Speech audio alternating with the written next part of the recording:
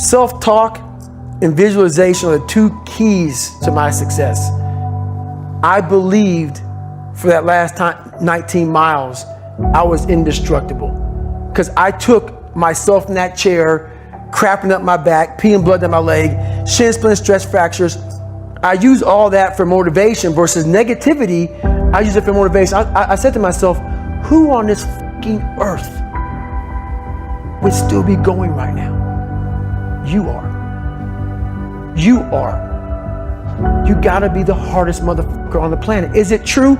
I don't give a At that time, it got me to the finish line of that fucking race. I believed it. I believe it today. I believed it enough to where my body said, he's not gonna stop. And I took all the negative things. I need to go to the hospital, this and that. And I used it all. Who the hell could even get on that chair? You did. Who the hell would even think about taping stretch fractures up? You did. All those things I use for motivation. When you really sit back at your life and you are in that dark room and you're looking at where you started from and you tell yourself, God, dog, man, my mom is this way, my soon-to-be stepdad got murdered, my dad beat the shit out of me, I can't read and write to save my fucking soul, I've lied about it to everybody, I've cheated on all these tests. My God, man. And then you put a goal in your mind. How are you gonna feel, man, when you accomplish this goal coming from that?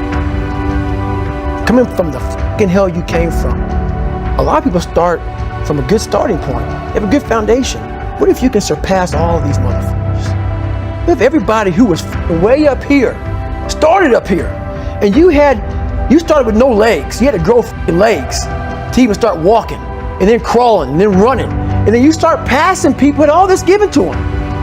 I had to use all this negative shit that was making me weak and horrible as a person. I had to use this as the power that now fueled me. I had to flip it on its head and say, hold up. This might be exactly what I need.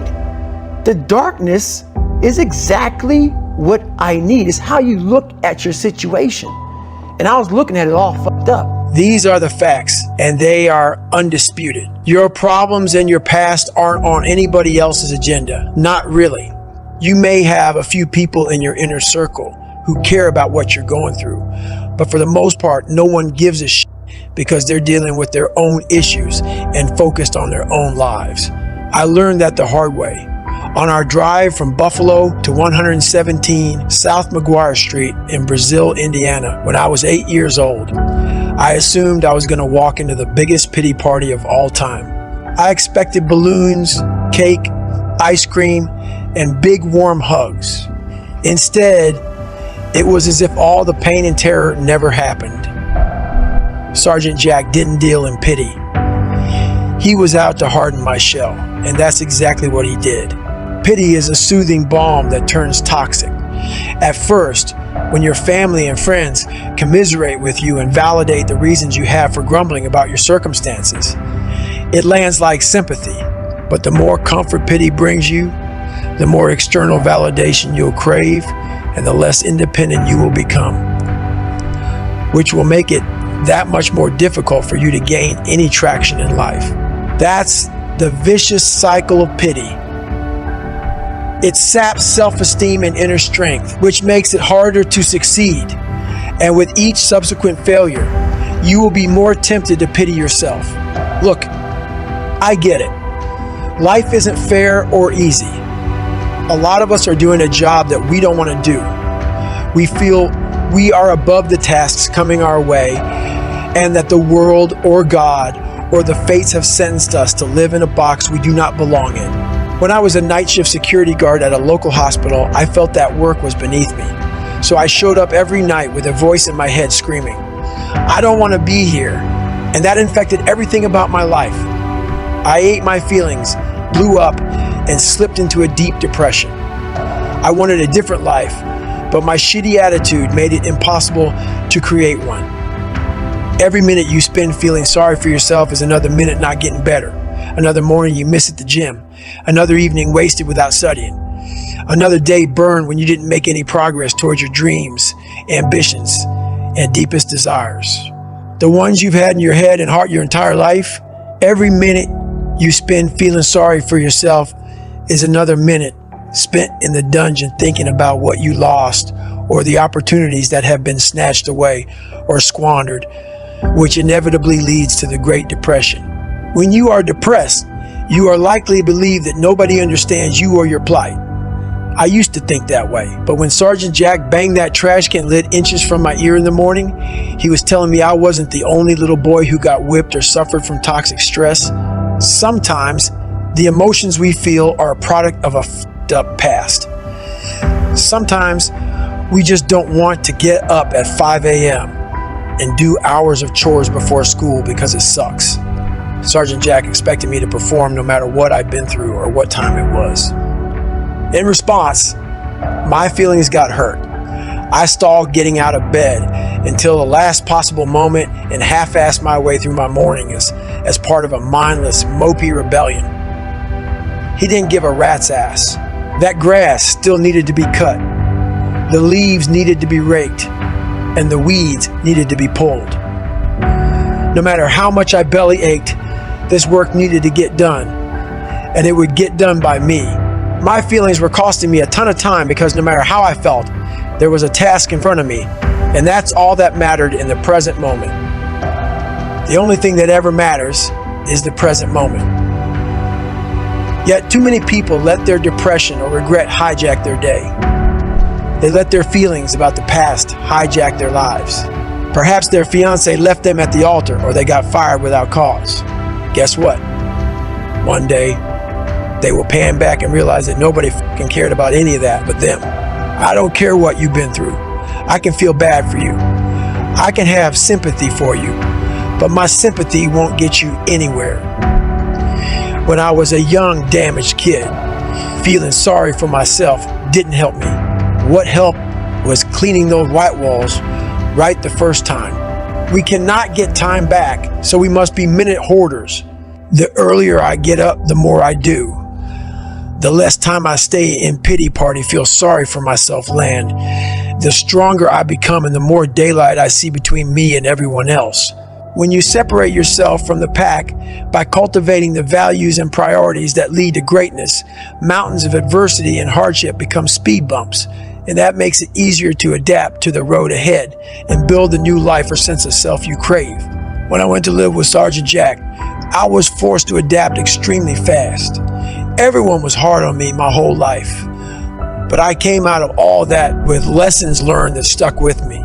Those who learn to adapt survive and thrive. Don't feel sorry for yourself. Get strategic. Attack the problem. When you adapt, you will begin to see everything that comes your way as a stepping stone on your progression toward a higher plane. High-paying, esteemed jobs are generally not entry-level. You have to start somewhere, but most people see the thankless tasks that must be completed in order to advance as burdens instead of opportunities. That makes it impossible for them to learn. You've got to find the lesson in every shitty task or low-wage job. That requires humility. I wasn't humble enough to appreciate my experience and security, so my attitude was foul as f***. I thought I deserved much better, oblivious to the fact that almost everybody starts at the bottom, and from there, it's attitude and action that determine the future. Humility is the antidote to self-pity. It keeps you rooted in reality and your emotions in check. I'm not suggesting you should be satisfied with an entry-level job. I'm never satisfied, but you must appreciate what you have while staying hungry enough to learn everything you can.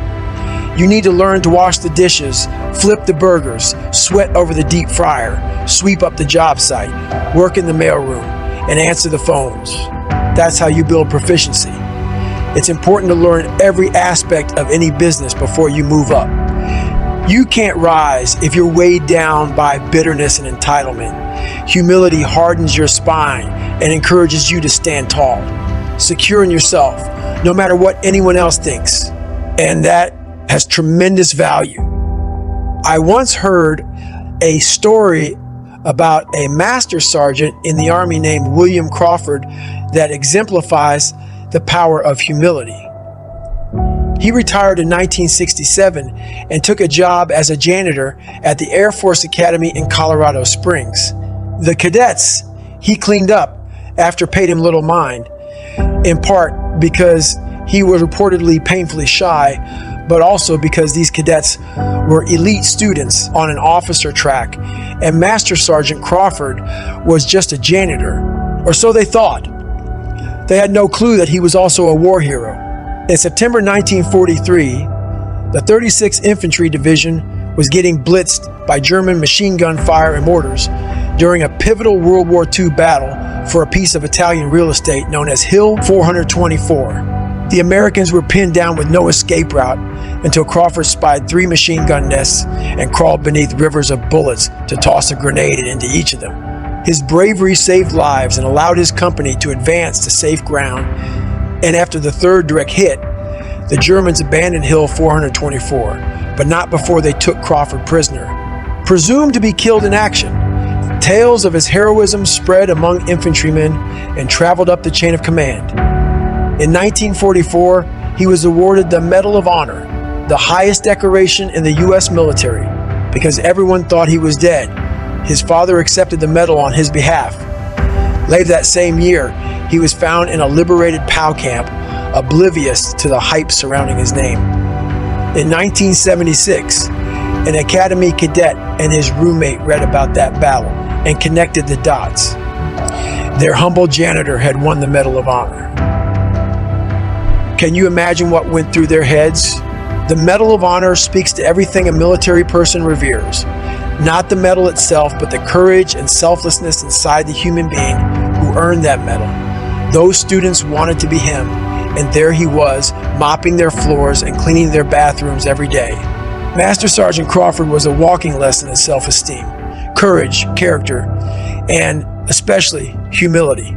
The way I see it, Master Sergeant William Crawford had figured it the f*** out. The Medal of Honor didn't change him. He rose to prominence by staying humble and risking his own life to save others, and retired into the service of others. It was never about him, and that gave him strength. People who feel sorry for themselves are obsessed with their own problems and their own fate. Is that really much different than the greedy and egotistical people who want to feel better than everybody else? The higher I climb in my life, the more I realize how much I need to mop that floor, because that's where all the knowledge is.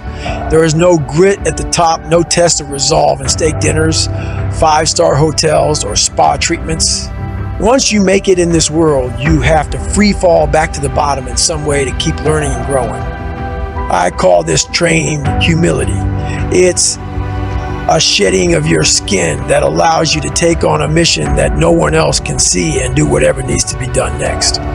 Trained humility is service, but also strength, because when you are humble enough to remember that you'll never know it all, each lesson you learn only makes you hungrier to learn more. And that will put you on a path that guarantees you will grow all the way to the grave. Continued growth only comes when you are willing to be humble.